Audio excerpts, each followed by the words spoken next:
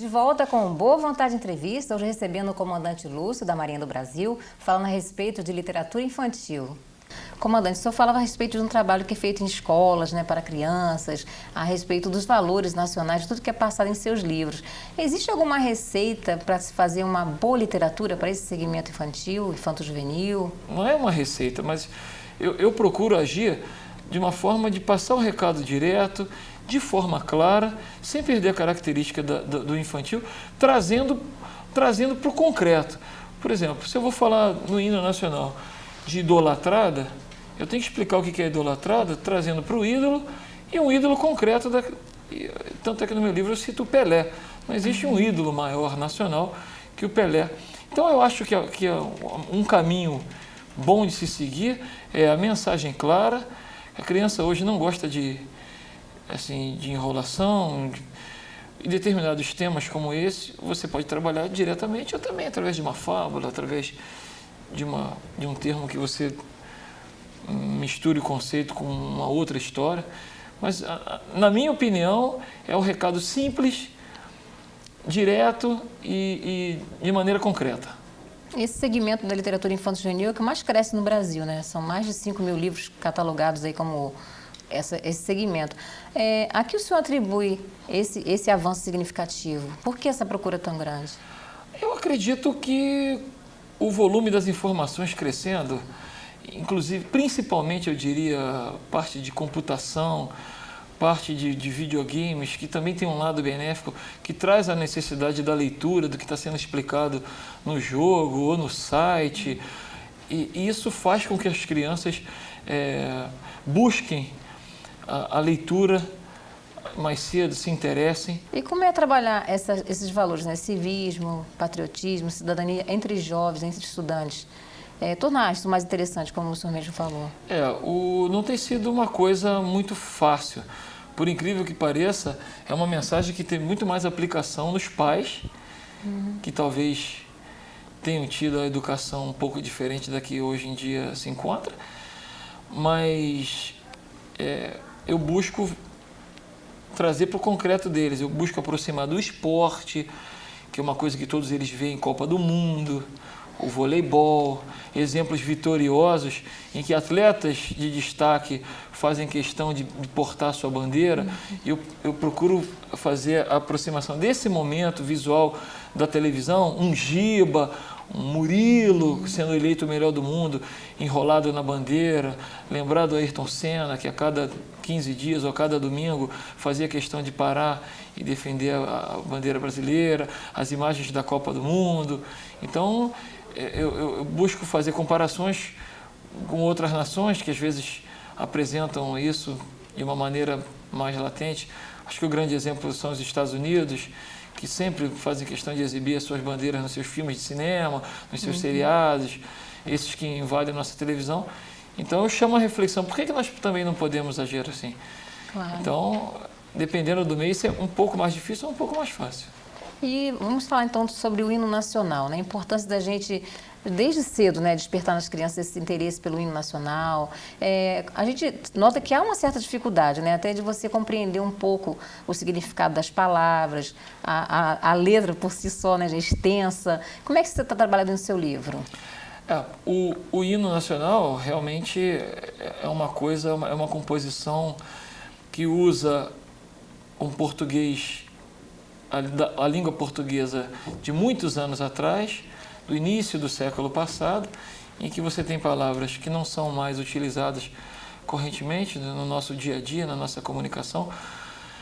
Então, é uma coisa difícil de você trazer para o concreto da criança. A criança, se você me permite dizer como eu comecei essa ideia do hino, o meu filho, na época de 5 anos, parou em frente à televisão, num jogo de Copa do Mundo do Brasil, começou a cantar o hino nacional e eu percebi que as palavras saíam assim um pouco diferente do que elas são realmente, mas que eu tirava de positivo a iniciativa dele de estar ali cantando, de estar num ato patriótico.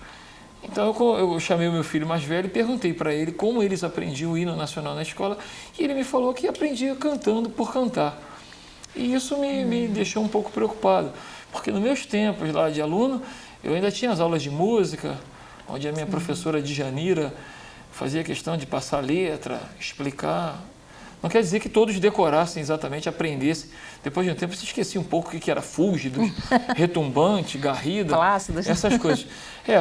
Mas eu acho que mesmo assim, para a gente preservar a letra do nosso hino, um símbolo nacional definido em lei, algo tinha que ser feito. Então, o que eu tentei manter aquelas características que eu falei com você agora há pouco. Fazer uma linguagem direta, de maneira clara, trazendo para o concreto da criança. Fazendo um brado retumbante, um grito de gol no Maracanã é um brado retumbante. Trazendo que o idolatrado se refere a ídolo, o Pelé é um ídolo. E o raio vívido é o que tem vivacidade. Nele você vai descrevendo estrofe, Eu vou trabalhando. significado. Na verdade, a história é uma menina que chega em casa preocupada porque no dia seguinte vai ter uma cerimônia cívica no colégio e ela vai ter que cantar o hino nacional. E ela está preocupada. E o pai não entende por quê. Porque para o pai de uma outra geração, aparentemente o hino era mais bem trabalhado na escola. E ela fala para ele que está preocupada porque tem umas palavras difíceis que ela não compreende o significado. E pede ajuda dele. Então ele pega a filha: minha filha, fica tranquila que o papai vai te ajudar, nós vamos fazer uma pesquisa e amanhã você vai chegar lá tranquila. Então eles pegam um dicionário, vão para a internet. Eu também abordo a questão de que nem tudo na internet é verdadeiro, tem que se pesquisar, tem que se confirmar a veracidade da informação. O dicionário, vão buscar o histórico dos autores. Então a gente aborda desde quando o hino nacional é um símbolo nacional, como é que ele tem que ser cantado, de que maneira, e a partir daí a gente vai analisando verso por verso, estrofe por estrofe, dando uma atenção especial a essas palavras, digamos assim, um tanto quanto estranhas para as nossas crianças do século XXI. Com certeza. E esse livro também teve uma boa aceitação nas escolas, né? Esse livro ele está tendo uma aceitação maravilhosa e ele foi lançado na Bienal do Rio de Janeiro em 2009 e já está indo para a 3ª edição. Ele é um livro que tem características atemporais. O texto dele hoje, ou daqui a 5 anos, ou daqui a 10 anos, ele não tem diferença, uma vez que o hino é do início do século passado. Ele é aplicado do Oiapoque ao Chuí. Todo o nosso país fala a mesma língua. Então todas as cerimônias oficiais. Todas as cerimônias cívicas, todas as cerimônias esportivas. O hino nacional, ele, às vezes, nas cerimônias mais simples, ele é tocado. Então, ele está tendo uma aceitação maravilhosa.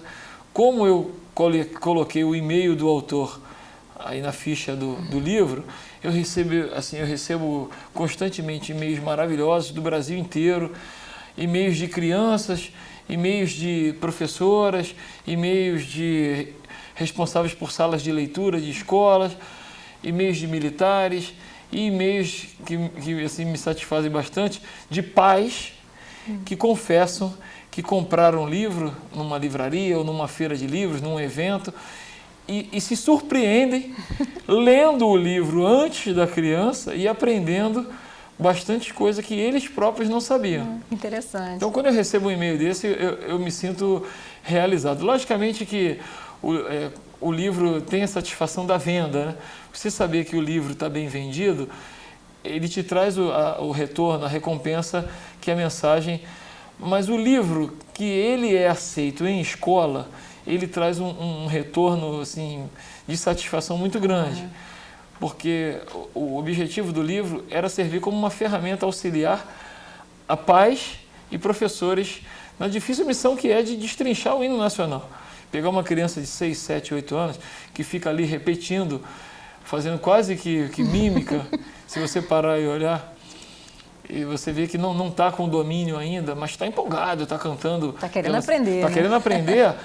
E isso estar servindo de um auxílio às professoras nessa missão nobre, que é educar as crianças, pois isso não tem preço. É uma satisfação muito grande. E qual é o seu próximo projeto? O meu próximo projeto, agora para início de 2011, é um livro sobre um outro símbolo nacional. A nossa querida bandeira brasileira, também de uma forma lúdica, de uma forma de pesquisa e autorreflexão sobre a nossa bandeira brasileira, que ela tem uma história linda. Além dela ser a bandeira mais bonita do mundo, que me desculpem os outros países, mas é realmente a bandeira mais... Eu olhei no meu trabalho de pesquisa, eu não consegui encontrar uma bandeira mais bonita que a brasileira. Eu olhei, assim, de coração aberto, não encontrei. Ela tem uma história muito rica, sobre o verde e amarelo, sobre o azul e branco, sobre a forma que ela foi projetada, a ordem e progresso, as estrelas, o significado.